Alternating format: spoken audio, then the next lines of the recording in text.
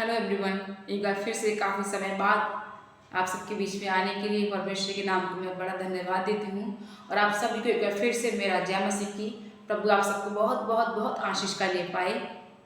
और आइए हम सीधे परमेश्वर के वचन में जाएंगे। प्रभु के वचन में एक कहानी लिखी हुई है और उस कहानी में ऐसा लिखा हुआ है कि एक बार एक व्यक्ति प्रभु यीशु मसीह के पास में आया और प्रभु यीशु मसीह के पास में आकर वो कहने लगा कि हे उत्तम गुरु, अनंत जीवन पाने के लिए मैं क्या करूं। वो प्रभु यीशु मसीह से पूछने लगा कि हे गुरु, मैं क्या करूं जिससे मुझे अनंत जीवन मिल सके।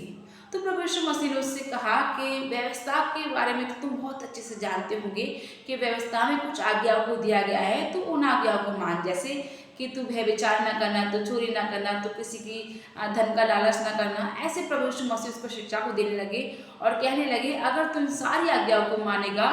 तो तुझे अनंत जीवन मिल जाएगा। उसके बाद में जो व्यक्ति था वो कहने लगा,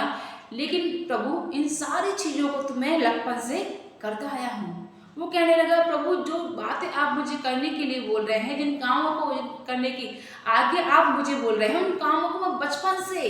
जब से मैं संसार में आया हूँ तब से उन सब चीज़ों को मैं करता आया हूँ। तब प्रभु यीशु मसीह ने उस व्यक्ति को कहा, हाँ वो अच्छे से उस बात को जानते थे कि ये व्यक्ति इन सारे कामों को करता है। तब प्रभु यीशु मसीह से कहा कि हाँ तू इन सारे कामों को करता आया है, सारी व्यवस्था की आज्ञा को मानता आया है, तो चोरी नहीं करता है, व्यभिचार नहीं करता है, और जितनी आज्ञा मैंने तुझे दी है उन सारी आज्ञाओं को तू मानता है, लेकिन फिर भी तुझ में अब भी एक घटी है।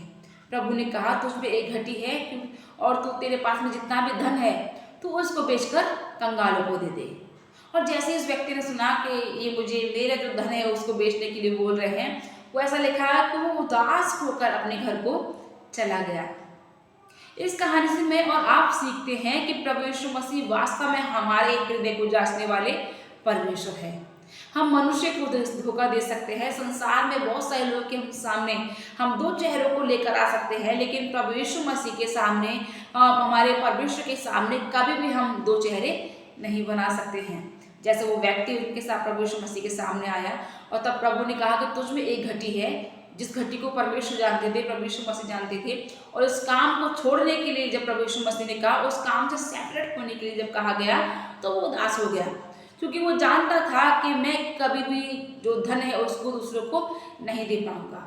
इस धन के बिना मैं अपने जीवन को नहीं जी पाऊंगा। उसको मालूम था कि मेरे अंदर एक घटी है और ये घटी उस व्यक्ति के अंदर थी, क्योंकि वो प्रभु से ज्यादा धन से प्रेम रखता था, इसीलिए वो अपने धन को कंगालों को ना देकर प्रभु के पीछे नहीं चल पाया। और परमेश्वर के वचन में ऐसा लिखा हुआ है कि यदि कोई मेरे पीछे आना चाहे, यदि कोई चाहता है कि वो मेरे पीछे पीछे चले, मेरे वचनों के अनुसार चले, और जैसा व्यवस्था में लिखा हुआ है, बाइबल में लिखा हुआ है, उन वचनों को सुनकर, उनको आज्ञा को मानकर अपने जीवन को जिए, तो वो कहता है वो पहले अपने आप से इनकार करे, पहले वो अपनी इच्छाओं को पीछे छोड़े, पहले वो व्यक्ति अपने आप से इनकार करे कि आज से जब मैं प्रभु यीशु मसीह में चलता हूँ तो मैं अपनी इच्छाओं को यहाँ पर त्यागता हूँ, और वो प्रभु यीशु मसीह में अपने जीवन को शुरू करे। इसीलिए प्रभु कहते हैं कि यदि कोई मेरे पीछे आना चाहे तो पहले, सबसे पहले आने से पहले वो अपने आप से इनकार करे, तब वो मेरे पीछे हो ले, क्योंकि प्रभु हमारी हर एक बात को जानने वाले परमेश्वर है। हो सकता है मैं और आप परमेश्वर के नाम की आराधना को करते हैं, उसके वचन को हम लोग शेयर करते हों और परमेश्वर से हम लगातार निरंतर प्रार्थना को करते हों, लेकिन फिर भी प्रभु जानता है कि मुझ में और आप में वो कौन सी घटी है जो परमेश्वर में भरने से हमें रोकती है। वो कौन सी हमारे जीवन में घटी है जिसके द्वारा हम परमेश्वर में बढ़ना तो चाहते हैं लेकिन हम फलवंत नहीं हो पाते हैं। प्रभु चाहता है कि उस घटी को आप अपने जीवन से दूर करें, उस कमी को अपने जीवन से निकाल कर हटाए, ताकि परमेश्वर भी आपको आशीष करने पाए और वो आपको बढ़ाने पाए। इसीलिए प्रभु कहता है कि तुझ में एक घटी है। वचन में ऐसे लिखा है कि मनुष्य अपने आप को जांच ले और अच्छे से वो अपने आप को परख ले कि वो कहाँ से गिरा है, कौन सी उसके अंदर वो कमी है, उस बात को मनुष्य अपने आप को जांच ले और परख ले। परमेश्वर हमको अच्छे से जानता है, लेकिन हम भी अपने आप को अच्छे से जांच सकते हैं, परख सकते हैं। शायद कोई दूसरा जब हमें देखे, आपको देखे, मुझे देखे, तो वो कह सकता है कि ये व्यक्ति बिल्कुल परफेक्ट है, लेकिन प्रभु जानता है कि हमारे अंदर किन किन बातों की कमियां हैं।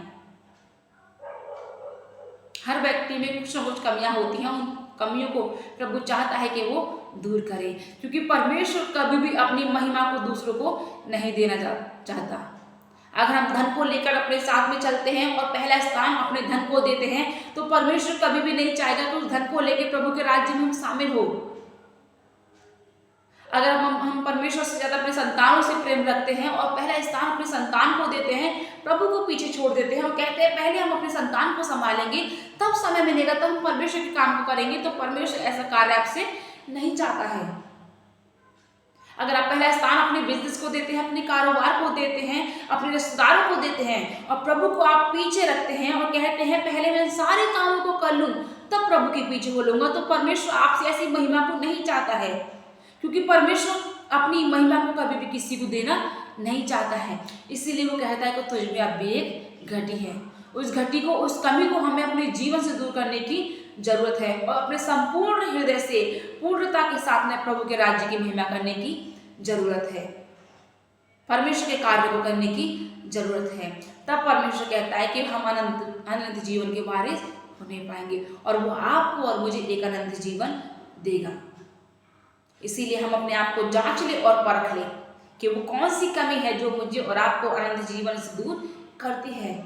प्रभु का कार्य करते हैं, प्रभु की सेवा को करते हैं, दिन रात बहुत सारे कामों को हम करते हैं, लेकिन हो सकता है शायद हमारे जीवन में अभी कोई घटी हो जो हमें प्रभु के राज्य में बढ़ने से रोकती हो, जो आपको और मुझे आशीष होने से रोकती हो। अपने आप को जांच ले, परख ले, ताकि हम भी परमेश्वर के उस अनंत जीवन को अपने जीवन में देख सके, महसूस कर सके कि वास्तव में प्रभु ने मुझे अनंत जीवन दिया है। आप सबको जय मसीह की। प्रभु आप सबको इन मस्तों के द्वारा आशीष करने पाए।